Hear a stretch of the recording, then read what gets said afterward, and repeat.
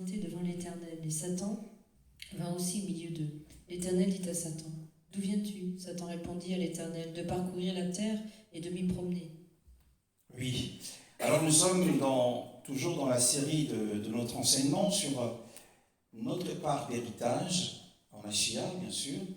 Eh bien, nous étudions l'histoire remarquable de Job. Et nous avons souligné lors des précédentes sessions que, eh bien, Job était un homme qui craignait le Seigneur, qui était gouverné par une loi divine, et cette loi divine était la crainte du Seigneur en lui. Donc, tout ce qu'il disait, tout ce qu'il faisait, eh bien, il veillait à ce que cela soit conforme à ce que veut le Seigneur. Donc il craignait la majesté divine dans sa grandeur. Il avait du respect pour l'autorité du Seigneur. Mais il redoutait également la colère d'Élohim. Et nous avons compris que, à travers cette étude, déjà, nous avons compris que, eh bien, que cet homme, s'il était devenu le plus grand de tous les fils de l'Orient, à cette époque, les Orientaux, les Arabes, les Saoudiens, l'Arabie Saoudite d'aujourd'hui, les Irakiens, les Iraniens, étaient les plus riches du monde. Mais Job était au-dessus de lui, il les surpassait en richesse, en pouvoir, en autorité. Et que cette richesse, cette autorité qu'il avait, en fait, était une conséquence de la crainte qu'il avait du Seigneur. C'était une conséquence de son attachement à Yahweh. Il aimait Yahweh, il craignait Yahweh, il ne vivait que pour le Seigneur. Et cette piété, c'est ce que cela s'appelle, le fait de s'attacher, d'être un adorateur du Seigneur, de lire la parole, de vivre que sur la base de la parole, eh bien cela s'appelle de la piété. Et Job était constant dans cet exercice de la piété. Et c'est pourquoi le Seigneur l'avait tellement béni qu'il devint le plus grand de tous les fils de l'Orient. C'est ce que nous disent les Écritures. Alors au verset 6, la Bible dit, on a un petit peu sauté certains versets qu'on relira lors des prochaines sessions. Au verset 6, « Or il arriva un jour que les fils d'Élohim vinrent se présenter devant Yahweh, et Satan vint aussi au milieu d'eux. » Il arriva un jour, qui sont ces fils d'Élohim dont parle l'écrivain du livre de Job? Alors cela peut être compris comme étant les anges bénis. Ce sont les anges bénis. Eh bien, nous pouvons aussi le voir dans Job 38, le verset 7. Alors que les étoiles du matin éclataient ensemble en chants d'allégresse, et que tous les fils de Dieu poussaient des cris de joie. Oui, alors qui sont ces fils d'Élohim? Ce sont ces étoiles du matin. C'est-à-dire qu'une étoile, c'est une lumière. Donc les anges, ici, sont ainsi considérés comme étant des fils d'Élohim en raison de leur création. Ils ont été créés ainsi par le Père des Lumières. Elohim étant le Père des esprits, le Père des Lumières, alors les anges sont considérés comme étant des fils d'Elohim. Donc ce sont les premiers-nés du Père des Lumières. Donc ici, Yahweh, s'adressant à Job, lui explique ce qui s'est passé à la création du monde. Donc ce sont les premiers-nés de la création, ce sont les anges. Ils sont donc appelés les fils d'Élohim. Donc ils ont une ressemblance à Élohim par leur sainteté, leur connaissance. Ils ont beaucoup de connaissances, ils ont beaucoup de sagesse, ils sont affectueux, ils sont très aimables, ils sont obéissants envers le Seigneur. Mais il y a une catégorie d'anges qui ne fait pas partie de cela. Mais nous parlons de ceux dont la grâce a été maintenu et confirmé en Yeshua Mashiach. Eh bien, ils sont donc appelés les anges élus du Seigneur. Et ils sont aussi appelés fils d'Élohim par le fait qu'ils ont une ambassade. Les anges, quand ils viennent sur terre, ils viennent aussi en tant qu'ambassadeurs, quand ils viennent sur terre, et ils représentent le Seigneur. Un ambassadeur représente bien évidemment le pays qu'il a envoyé. Et donc ils sont appelés aussi dans d'autres passages que nous allons lire, le psaume 82, le verset 6, ils sont appelés des dieux. J'avais dit, vous êtes des dieux, vous êtes tous des fils du Très-Haut. Oui, donc ils sont appelés fils du Très-Haut, ils sont appelés des Elohim, parce que, eh bien, ce sont les messagers du Seigneur. Ils reçoivent des messages de la part du Seigneur. La parole du Seigneur leur est adressée. Ensuite, ils viennent nous les transmettre d'une certaine façon. Alors, dans l'histoire que nous sommes en train d'étudier, celle de Job, au verset 6, « Or il arriva qu'un jour les fils d'Élohim vinrent se présenter devant Yahweh. Et Satan vint aussi au milieu d'eux. » Donc il y a eu une réunion, il y a eu une assemblée des saints anges, des anges bénis, des anges élus. Et ce jour-là, eh bien, la Bible nous dit que Satan s'est introduit dans cette assemblée. Maintenant, nous allons comprendre quelle est la position des anges, d'une part. 1 Roi, chapitre 22, le verset 19, ce verset nous décrit la position des anges. Eh bien, écoute donc la parole de l'Éternel. J'ai vu l'Éternel assis sur son trône, et tous les corps célestes debout près de lui, à sa droite et à sa gauche. Alors, ces corps célestes, c'est la compagnie des anges. Donc, la compagnie des anges, c'est leur posture en la présence du Seigneur. Certains sont à droite et d'autres sont à gauche. On peut considérer que ceux qui sont à droite, ce sont les anges qui vont sur la terre pour accomplir la miséricorde du Seigneur. Ceux qui sont à gauche vont sur la terre pour exécuter les ordres liés à la justice, c'est-à-dire pour exprimer la colère du Seigneur à travers certains événements. Donc, et nous comprenons que les anges du Seigneur sortent de leur position, en fait, ils sortent de leur position du Seigneur de toute la terre, Yahweh, et ils vont dans différentes parties du monde. Ils vont aux États-Unis, ils vont en Australie, ils vont au Japon, ils vont au Congo, eh bien, pour faire la volonté du Seigneur et l'œuvre pour laquelle le Seigneur les appelle. Donc ils se tiennent, en fait, quand ils se tiennent debout devant Yahweh, selon ce passage, donc ils sont prêts, disposés à exécuter tout ce que le Seigneur leur demande de faire. Donc après avoir fait leur travail sur la terre, et donc ils remontent au ciel auprès du Seigneur pour rendre compte des négociations qu'ils ont effectuées sur terre, pour rendre compte du travail qu'ils ont fait, et pour attendre du Seigneur, de recevoir du Seigneur de nouvelles instructions, de recevoir des nouveaux ordres de sa part, puis y retourner. Donc c'est ce qui explique que dans Job, on nous dit qu'il arriva un jour que les fils d'Élohim vinrent se présenter devant Yahweh. Donc ceux qui se présentèrent devant Yahweh étaient ceux qui, au départ, étaient dans leur position auprès du Seigneur. Ils avaient reçu des instructions. Ils sont allés dans les quatre coins de la terre, sur les différentes parties du monde. Ils ont exécuté et ils sont retournés rendre compte du travail qu'ils ont fait. Donc il y avait une réunion spéciale ce jour-là. Et donc les anges, à chaque ange, le Seigneur lui demandait « D'où viens-tu » Donc non pas que le Seigneur ne sait pas d'où vient l'ange, puisqu'il est omniscient, il sait toutes choses, il connaît les hommes et les anges, les bons et les mauvais. Il sait ce que fait un homme, d'où il est, où il va, ce qu'il fait, ce qu'il dit, ce qu'il pense. Il le sait. mais dans sa sagesse, il repose cette question.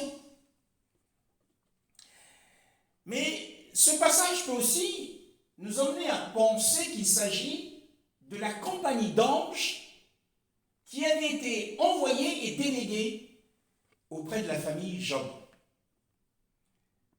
Certains gardaient Job lui-même, d'autres gardaient leurs enfants, ses enfants, et d'autres gardaient ses biens. Et que ces anges étaient remontés au ciel pour rendre compte de Job, de ce qu'il fait, de ce qu'il dit, pour rendre compte des affaires de Job, de comment est-ce que ces affaires prospéraient. Et donc il y avait une réunion ce jour-là autour de Job. Et Job, sur terre, ne se rendait compte de rien. En fait, ce texte nous fait comprendre que, eh bien, toutes les affaires qui se produisent sur la terre, tout ce qui se passe sur la terre est soumis au conseil divin dans le monde invisible. Donc ce que nous lisons ici, c'est ce qui se passe dans le monde invisible. Et Job ne se doutait de rien. Il n'était pas au courant qu'il y avait une réunion à son sujet. Et on a l'impression que Satan était mis au parfum, il était au courant de cette affaire. Il était au courant de cette réunion, de cette assemblée. Car la Bible nous dit, et Satan vint aussi au milieu d'eux. Donc après que les anges se soient présentés pour faire part des circonstances de la vie de Job, comment est-ce que Job craignait le Seigneur? Comment est-ce que ses enfants aussi servaient le Seigneur? Chacun de ses enfants avait sa propre maison. C'est un homme tellement riche qu'aucun des enfants ne vivait chez lui. Chacun de ses 7 enfants avait sa propre maison et il festoyait en cercle.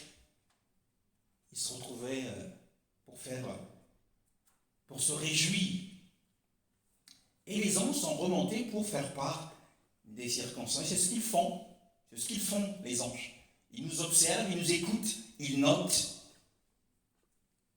Et je me souviens qu'en 1993, à nos débuts dans le Seigneur, eh bien, une de mes sœurs avait reçu, avec qui nous prions ensemble, ma sœur, une de mes grandes sœurs, à la fois dans la foi et dans la chair, avait reçu une vision. Un ange lui est apparu et l'ange lui a dit, mais tout ce que vous dites, tout ce que vous faites, je les note et je monte rendre des comptes. Et c'est ainsi qu'on avait compris ces choses au départ. Et Satan vint aussi au milieu de qui est Satan? Ce nom signifie adversaire. Comme dans 1 Roi chapitre 11, verset 14. Il fit surgir un adversaire pour Salomon. Hadad, l'Édomite, membre de la famille royale d'Édom. Oui, voilà, c'est une bonne version, parce que dans ma version il est écrit Yahweh suscita un Satan contre Shélom. Donc en fait, Satan signifie adversaire. Et donc c'est la signification de ce nom, en fait, c'est le vieux serpent, le diable. Apocalypse 12, le verset 9, le dit également. Jeté dehors, le grand dragon, le serpent ancien, appelé le diable et Satan, celui qui égare toute la terre. Il fut jeté sur la terre et ses anges furent jetés avec lui. Oui, donc nous voyons que c'est bien Satan l'adversaire. Et c'est le vieux serpent, il est appelé le serpent ancien, il est appelé le diable. En fait, pourquoi est-il adversaire? Pourquoi porte-t-il ce nom? Eh bien, parce qu'il est un ennemi implacable et acharné de tous les hommes. C'est l'ennemi des hommes. Parce que l'homme étant créé à l'image du Seigneur, alors il fait l'objet de la haine du diable. Et c'est l'ennemi acharné de notre Seigneur, bienheureux Seigneur Yoshua. Mais qui dit le Seigneur, dit son peuple. Donc tous ceux qui sont dans le Seigneur sont les ennemis du diable. Alors, il doit donc son nom de sa haine qu'il a envers le peuple du Seigneur, envers les hommes, et de son opposition à eux. Donc lorsque la Bible nous dit, il arriva un jour que les fils d'Élohim vinrent se présenter devant Yahweh, et Satan vint aussi au milieu d'eux. Donc ayant connu, on ne sait pas comment, le but de la réunion de Yahweh avec ses anges élus, bénis, il vint donc, en fait il est venu, il s'est introduit avec l'intention, bien sûr, parce qu'on a dit que son nom signifie l'adversaire, celui qui s'oppose, avec l'intention de contredire. Donc à chaque fois qu'il y a contradiction dans une relation, il faut se demander de quel esprit on est animé. Et avec l'intention de contredire ce qui pourrait être dit au sujet de Job et de pouvoir l'accuser.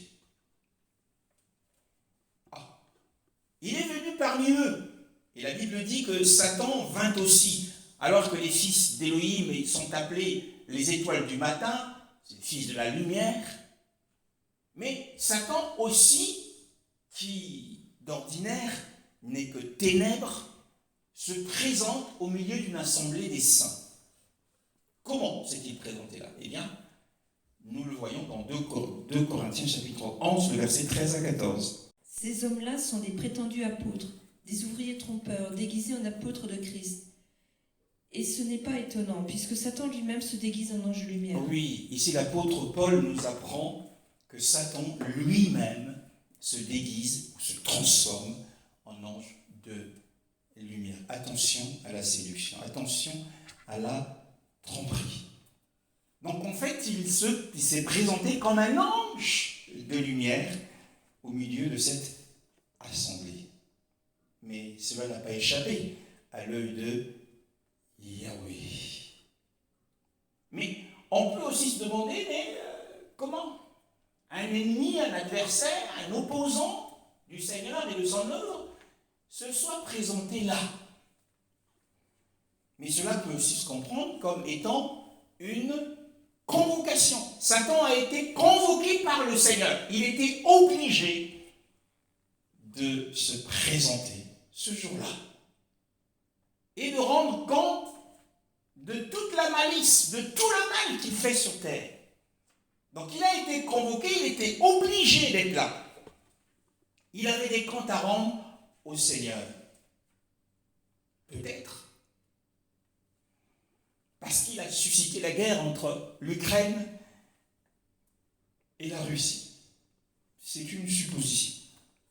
Mais le voilà en la présence du Seigneur. Et la Bible dit, Yahweh dit à Satan, d'où viens-tu? Alors après l'interpellation, commence l'interrogatoire. D'où viens-tu? Et comme nous l'avons dit, cette question est posée non pas parce que le Seigneur l'ignorait, parce qu'il est omniscient et qu'il sait toutes choses, mais cette question lui a été posée parce que le Seigneur avait l'intention de faire exprimer par lui ce que Satan ou ce que le Seigneur lui-même avait vu et remarqué sur la terre. Le Seigneur avait remarqué un homme. Et Yahweh voulait emmener Satan à le dire. Et comme il est rusé, et voici ce qu'il dit. Et Satan répondit à Yahweh en disant, je viens de courir ça et là sur la terre et de m'y promener. Donc nous avons ici l'image du caractère du diable. Il le dit avec fierté, il le dit d'un air hautain,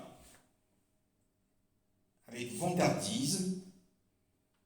je viens de courir ça et là, je travaille dur, de parcourir la terre comme si il était le prince de ce monde, comme si le royaume de ce monde lui appartenait. De parcourir la terre. Oh. Oui. Mais il n'est pas le prince de ce monde. Et pourtant, c'est ce qu'il prétend être. Matthieu, chapitre 4, le verset 8. Transportera encore sur une montagne très élevée, lui montrera tous les royaumes du monde et leur gloire. Il lui dit, je te donnerai tout cela, si tu te prosternes pour m'adorer. Oui. En fait, il s'adresse au Seigneur comme si le monde, tous les royaumes du monde et leur gloire lui appartenaient. Avec d'autres archivistes, comme Marc, Luc, il est dit, tout cela m'appartient. Et je te donnerai toutes ces choses si tu te prosternes et m'adores. Mais en fait, non, la terre ne lui appartient pas. Il n'a pas à courir ça et là sur la terre. Le psaume 24, verset 1. C'est à l'Éternel qu'appartient la terre, avec tout ce qu'elle contient, le monde avec tous ceux qui l'habitent. Ah, c'est à Yahweh qu'appartient la terre, avec tout ce qu'elle contient ou renferme. Le monde et ceux qui l'habitent, les habitants du monde, que ce soit les hommes, que ce soit les animaux, tout cela appartient au Seigneur. David, la terre appartient à Yahweh, avec tout ce qu'elle est en elle, tout ce qui est en elle, pardon. Le monde et ceux qui l'habitent, les habitants de ce monde appartiennent au Seigneur. Donc Satan, dans sa prétention, dans son orgueil, il s'imagine que cela lui a été légué par Adam à cause du péché. Et nous voyons aussi qu'il court ça et là. Il court ça et là. Pourquoi ? Pourquoi est-il dans une telle agitation ? Il court ça et là. Pourquoi court-il ? Comme quelqu'un qui n'a pas de repos. Mais il n'en aura pas. C'est fini. Et le Matthieu 12, le verset 43, nous décrit ce qu'il en est de ceux qui travaillent avec lui. Comment ils sont, ces esprits malins, comment ils sont. Matthieu 12, 43. Lorsqu'un esprit impur est sorti d'un homme, il va dans des endroits arides pour chercher du repos, et il n'en trouve pas. Oui. Donc nous voyons ici que Satan ne peut demeurer longtemps à un seul endroit. Et les mauvais esprits, lorsqu'ils sortent d'un corps, d'un homme, eh bien ils vont à un endroit, ils ne peuvent pas y demeurer longtemps, parce qu'ils n'ont pas de repos. Ils sont dans l'agitation. Et Satan, en fait, quand il s'exprime devant Yahweh, c'est comme s'il exprimait son mécontentement, son désarroi, en disant, mais je suis un fugitif. Je cours ça et là. Je n'ai point de repos. Je n'ai point d'endroit où me reposer. Je cherche pour avoir du repos. Mais on peut y voir également dans ce passage, eh bien, le zèle. Le zèle du diable. Il court ça et là. On peut y voir également sa persévérance. Il est une persévérance infatigable. Ah, pourquoi ? Pourquoi persévère-t-il ? Eh bien, pourquoi a-t-il du zèle ? Eh bien, son zèle, c'est pour faire et chercher, pour chercher et faire du mal. C'est tout ce qu'il cherche. Sans l'errance, comme nous l'avons vu tout à l'heure, les esprits méchants, quand ils sont dépossédés des corps, ils sont dans l'errance. Ils n'ont point de repos. Ils vont d'un endroit à un autre. Et c'est ce que nous découvrons du diable. Il court ça et là, sur la terre entière. Il parcourt, il persévère. Pourquoi ? Eh bien parce qu'il cherche à faire du mal. Il est comme un lion qui rugit. Il cherche qui il va pouvoir dévorer. Il cherche une occasion à saisir. Et lorsqu'il en obtient, eh bien, il frappe. C'est un fouetteur. Hein? Avec une grande force et une violence, il fouette et il flagelle les pauvres hommes, les pauvres et les misérables mortels.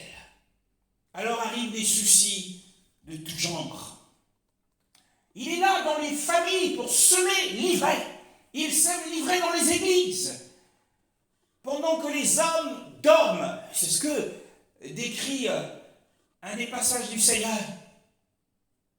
Il est là pendant que les hommes ne sont pas sur leur garde et qu'ils dorment. Ils ne veillent pas. Eh bien, il vient semer l'ivraie. Il vient semer la zizanie. Alors, il n'y a aucun endroit. La Bible dit qu'il court ça et là. Il n'y a aucun endroit qui n'est pas à sa portée. Que ce soit un lieu privé, une maison, que ce soit un lieu public, que ce soit une église, que ce soit une ville. Vous vous dites, non, il y a trop de sorcellerie en Afrique, je vais en Europe. Mais il y a des démons là-bas qui t'attendent en Europe. Que tu sois en ville ou que tu sois à la campagne, tu te dis, non, en ville, il y a trop de soucis. Le diable est puissamment à l'œuvre. Il est puissamment à l'œuvre à Nantes.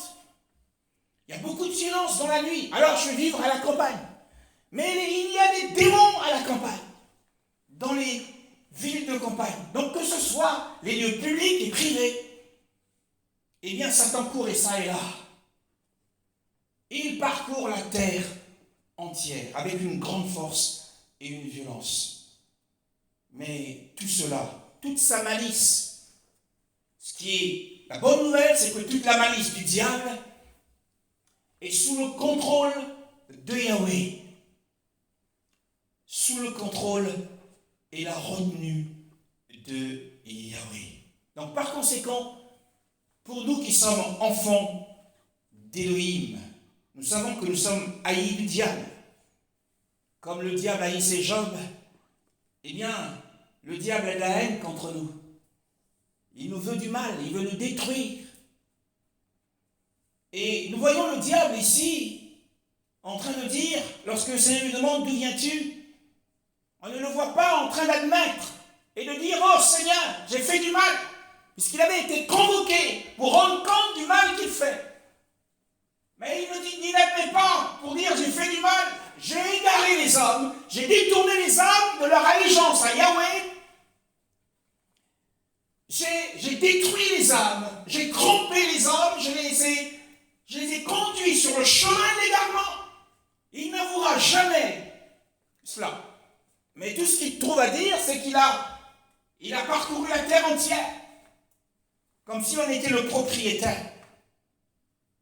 Mais c'est ce que fait le diable, il parcourt la terre pour tromper, égarer les hommes, pour les amener à rejeter le Seigneur, pour les amener à ne pas croire en Yahweh, alors que le chemin de leur salut se trouve en Yehoshua Mashiach seul.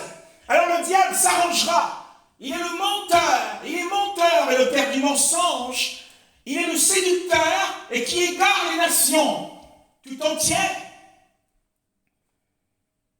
Alors son travail, c'est celui-là, c'est de tromper les hommes. De leur dire, non mais vous perdez votre temps à croire, vous perdez votre temps à prier. Faites ceci, il va leur mettre des préoccupations dans le cœur, afin que jamais ils ne se soucient du Seigneur. Il les trompe, il les égare, et son but, c'est de détruire. Il sème la mort partout où il va. Alors il fut convoqué, il fut interpellé par le Seigneur, et dans son interrogatoire, il ne reconnaît pas. Il refuse de reconnaître. Alors nous sommes appelés à veiller et à prier pour ne pas entrer en tentation, pour ne pas tomber dans les tentations du diable, pour ne pas être soumis à ses instigations. Et le Seigneur est merveilleux. Et dans ce passage, nous avons dit, et nous voyons ce qui se passe dans le monde de l'esprit, Ce que nous ne pouvons pas voir avec nos yeux, entendre avec nos oreilles, à moins que le Seigneur nous ouvre les yeux. Voir qu'il peut y avoir une réunion au sujet d'un tel ou d'un tel. Peut-être que cette réunion concernait un urbain, et que les anges qui le gardent montèrent au ciel pour dire, eh bien, Urbain a une affaire qui nous a soumise. Et Urbain, sa fille n'est pas en bonne santé, a besoin d'aide. Et cette réunion était pour Urbain. Alors le Seigneur dit, je le jugerai. Je jugerai demain son cas. Il est merveilleux, le Seigneur. Il n'y a pas que Job, tous les saints, tous ceux qui craignent le Seigneur, font l'objet des conseils célestes. Ils sont réunis à leur sujet pour accomplir à leur égard les desseins qui avaient été conçus pour eux. Le Seigneur est merveilleux. Nous devons veiller et prier car notre ennemi, le diable, rôde. Nous allons terminer par ce passage, 1 Pierre chapitre 5, le verset 8. Soyez sobres, restez vigilants. Votre adversaire, le diable, rôde comme un lion rugissant, cherchant qui dévorer. Oui.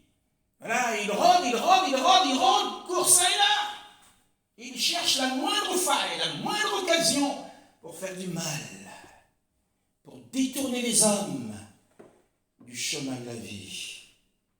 Plus il y en a qui vont dans les lieux des tourments, mieux se porte le diable. Plus les hommes se tournent vers le Seigneur, plus Satan est dans l'irritation et la colère. Il est vexé, mais il en sera encore, parce que Dieu est parfaitement au contrôle. Amen.